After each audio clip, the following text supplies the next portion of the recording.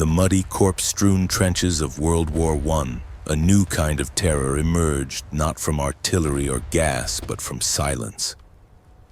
A single crack of a rifle and a soldier would fall dead before he heard the shot. This was the age of the modern sniper, hidden, precise, and deadly. And as armies scrambled to counter this invisible threat, they turned to one of the war's strangest weapons, not steel or gunpowder, but papier-mâché. Sniper Decoys Dummy Head, World War I. The First World War marked the first large-scale employment of snipers as a distinct and strategic element of warfare, turning the battlefield into a deadly game of concealment and precision shooting. For the first time in history, armies equipped marksmen with rifles fitted with telescopic sights, allowing them to engage targets at unprecedented distances with remarkable accuracy. Which, under the static and brutal conditions of trench warfare proved exceptionally effective, as they enabled soldiers to strike from cover without exposing themselves to direct enemy fire. At the beginning of the conflict, it was primarily the German Imperial Army that recognized the potential of scoped rifles and began to organize dedicated sniper units. They were the first to take scoped rifles seriously as specialized tools of warfare, setting the standard that others would soon follow. Once the British and French forces realized how effective German snipers had become with scoped rifles, they quickly adopted similar tactics and equipment, seeking to close the deadly gap. Even though individual skill varied, the technology itself shifted the balance of engagements. Although sharpshooters had existed long before the war, it was the innovation of optical scopes that truly revolutionized their effectiveness and transformed them into a new kind of threat. These new optical devices allowed trained marksmen to hit targets with striking precision at great distances. With a scoped rifle in hand, a skilled marksman could lock onto a target with ease, reducing the margin for error and making even brief exposures on the battlefield perilous. He could eliminate an enemy soldier swiftly, often with a single near-silent shot that sowed fear among the ranks, even if that enemy only exposed the smallest part of his head above the trench parapet.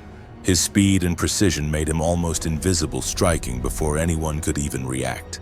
Because of these terrifying abilities, snipers became a constant source of dread among trench soldiers, especially since they could shoot unseen from cleverly concealed and fortified hiding places.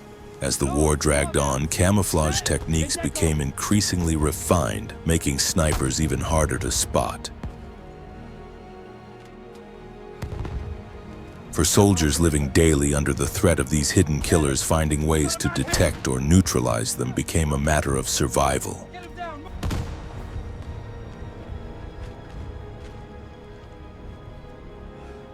Once the awareness of this growing sniper menace spread throughout the armies, soldiers began exercising extreme caution in all their movements, They are highly dangerous, taking care never to expose even the slightest part of their body above the parapet or trench wall. This tension forced snipers to rely on quick reflexes, seizing only the briefest opportunities to fire before retreating into cover. It was this split-second haste that camouflage specialists decided to exploit by crafting deceptive tactics to lure enemy snipers into revealing their positions. Their goal was to provoke the enemy sniper into taking a hasty, inaccurate shot and to draw out his gunfire so that the direction of the shot could be traced and his hiding place precisely located. One of the most popular and creative deception methods of the war involved the use of papier-mâché heads as realistic decoys to lure enemy fire. Let's hope Fritz thinks so too. Papier-mâché, a lightweight and inexpensive material widely used before the war for toys. Masks and decorative displays proved ideal for crafting imitation human heads. Ensuring the edges are tapered for a seamless fit against the skin. It was made by layering torn paper mixed with glue or starch, forming a solid yet easy-to-shape surface, perfect for sculpting lifelike forms. The creation of papier-mâché decoy heads was assigned to specialized camouflage units who set up makeshift workshops near the front lines. Skilled sculptors carefully molded and painted the heads to achieve lifelike accuracy, paying meticulous attention to facial features, skin tones, and subtle shading, since enemy snipers would view them through powerful magnifying scopes.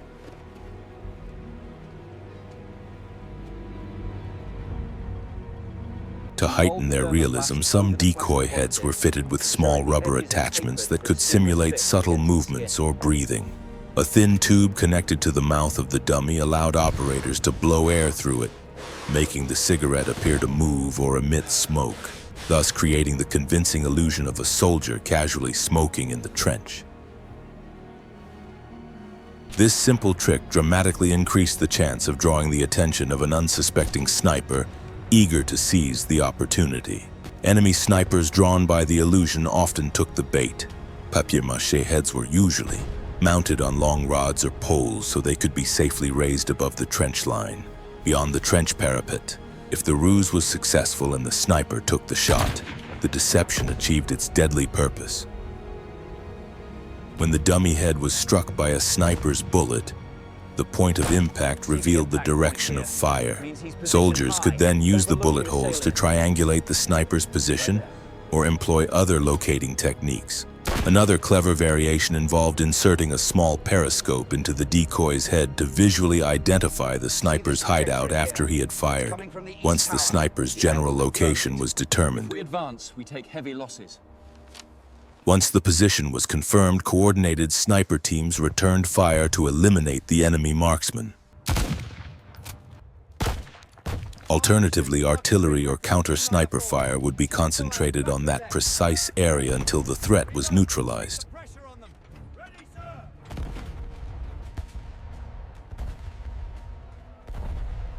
This ingenious dummy head technique originated with the British forces, who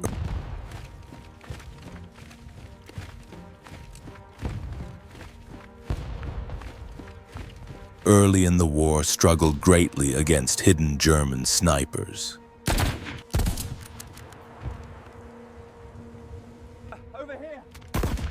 Faced with an invisible foe, British units devised this creative solution to outwit and destroy enemy sharpshooters. As the conflict continued, other armies soon adopted this effective ruse, recognizing its value in the deadly contest of trench warfare. Sniper warfare in WW2 wasn't just about skill, it was a psychological arms race. German snipers equipped with scoped rifles from 1914 could hit targets over 600 meters away. In response, British and French forces deployed thousands of decoy heads along the Western Front. Some units reported using up to 50 dummy heads per sector in a single month. In certain battalions, these decoys helped locate and eliminate over 70% of active enemy snipers in a given area. What began as a desperate trick became standard practice, proving that in trench warfare, sometimes the most effective weapon wasn't a gun, but a clever illusion.